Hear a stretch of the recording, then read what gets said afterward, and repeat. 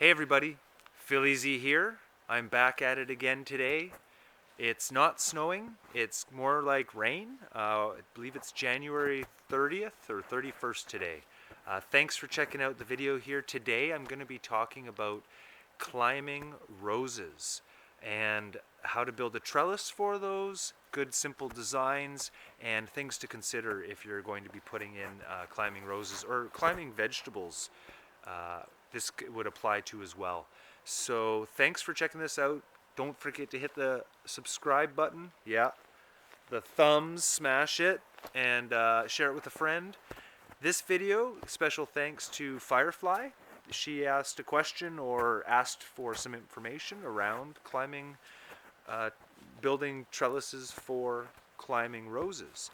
And she just generally wanted some thoughts around it. So this is wonderful. This throws me into a new zone, but I was already kind of thinking about this stuff because I had issues in my greenhouse where the cucumbers that I grow vertically got so heavy, and there were so many of them, thankfully, but unthankfully they snapped and broke all the ropes that I was using for them to climb up. So I'd have to restring them, and there was a whole bunch of challenge and process around that. So I was already planning on creating a trellis within the greenhouse for the cucumber. I don't have, it's not the right time of year for me to be building, so unfortunately I won't be able to show you this, but I will do a video when I get to the cucumber side of that. That won't be for another month or two.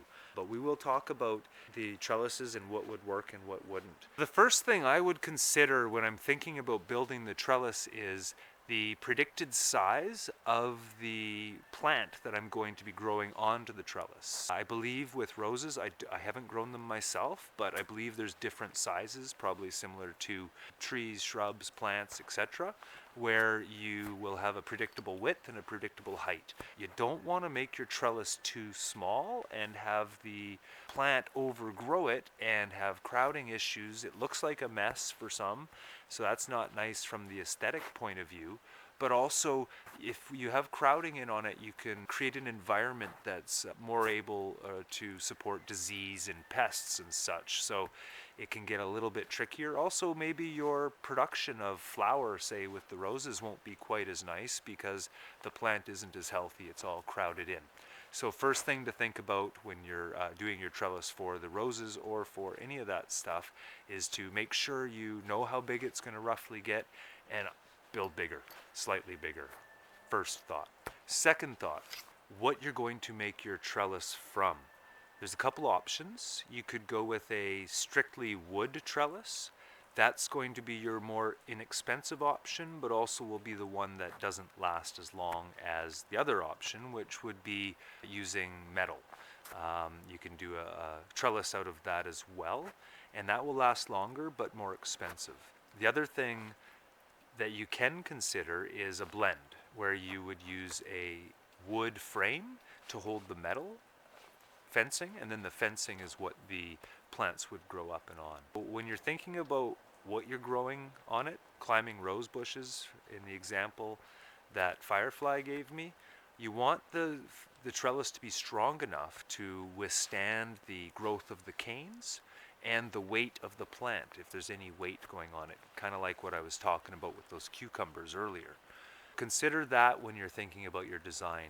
I will do what I can to do a couple quick little show tells. Maybe I'll draw something out that will show you what I would do if I was doing the climbing roses.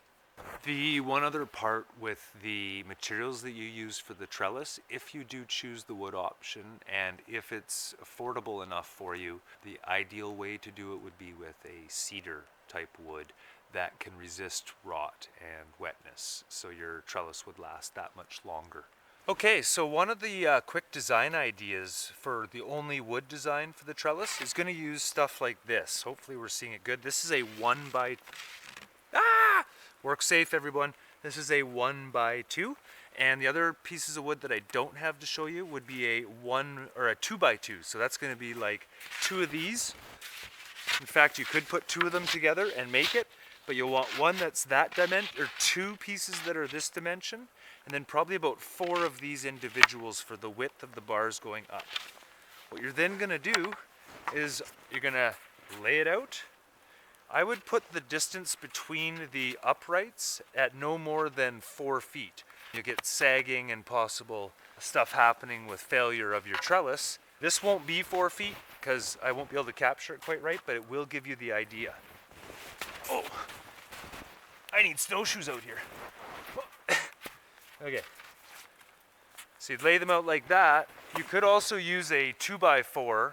Two 2x4s, I'd go with, like, depending on the height again, but I'd go at least with an 8-footer and cut an angle.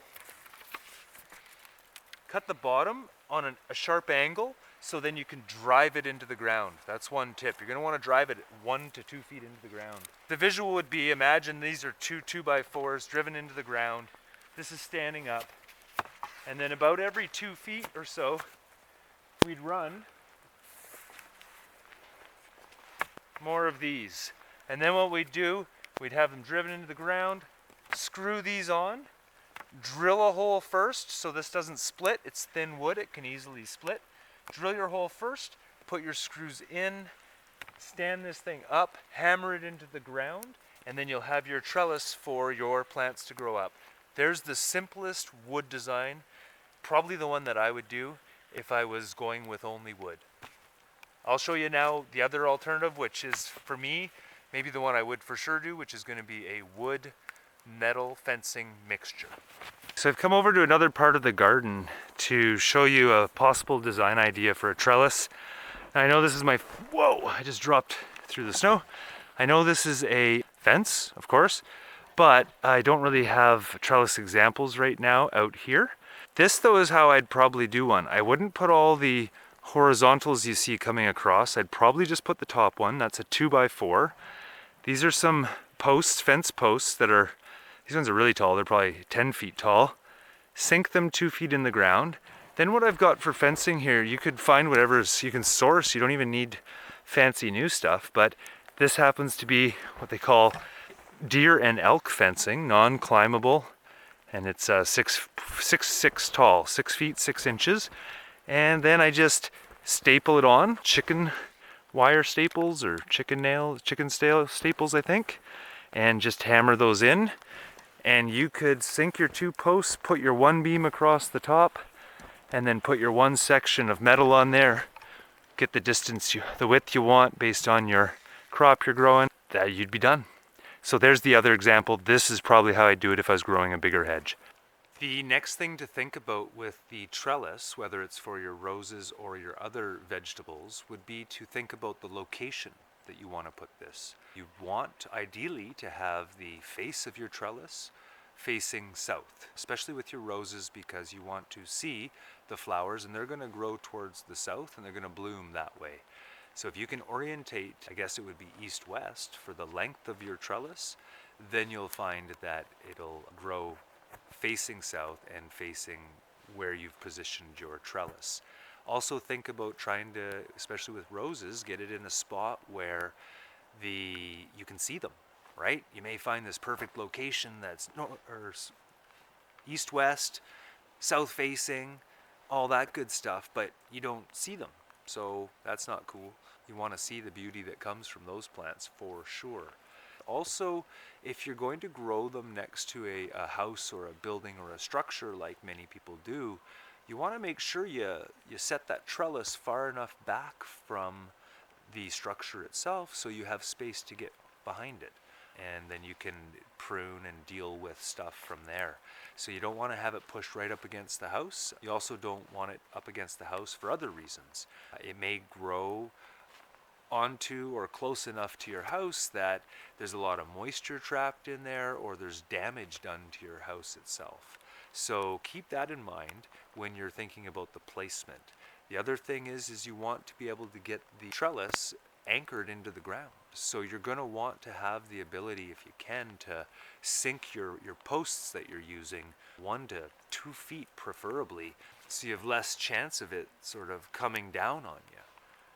Again, location, you got to really think about that, because once you put that in, it's not as fun or as easy to redo that, move your rose plants elsewhere or your vegetables, just not doable. So location, location, location, just like real estate. Lastly, what I would think about with especially the roses is how I'm going to attach them to the trellis itself. For me, I saw some people that put the trellis on you have to put it on one side or the other of the roses. I mean, put it on the back side. If you have the roses facing south, then you want to have the fence behind them so they grow up in front of the fence so they're not blocked by the fence from the sun. And then when they're growing up the fence, what I've read, and it makes total sense to me, is that you want to actually, if you can, tie them on with twist ties, soft twist ties, versus weaving it through. Now I have a grape plant that I'm growing along a fence that I've been weaving through, and I'm second guessing that, and I may try a slightly different technique for this year's growth where I'm just attaching it with the soft ties. That allows it to have less twisty growth. It gives it, in my mind, an easier way, smoother path so it can grow stronger and faster. The other thing specific to the roses that I read, most people are recommending that you actually grow them horizontally. So across, and what that'll do is it'll allow the shoots to come up and you'll have a whole bunch of growth then, and you can create that wall or fence of color and have that beautiful end result. Thank you for watching this video, and thanks if you made it this far. That's awesome, really appreciate it. Hit the subscribe button, notification bell, thumbs up. If you hit that thumbs up, this gets shown to more people. We can share this information and share it with a friend yourself. And please, please, please keep asking questions. I love them. This is not something I was really thinking too much about before, but because of Firefly's question, here I am. I now have some increased knowledge around roses, and maybe I'm gonna try them out. They're beautiful plants. Keep throwing the questions at me. Keep throwing the comments. If you want me to talk about a certain subject that's within reason, then throw it down here below, and we'll go after that stuff. But for today, that's everything I've got, and have a great day, and we will talk to you guys real soon. Take care. Bye.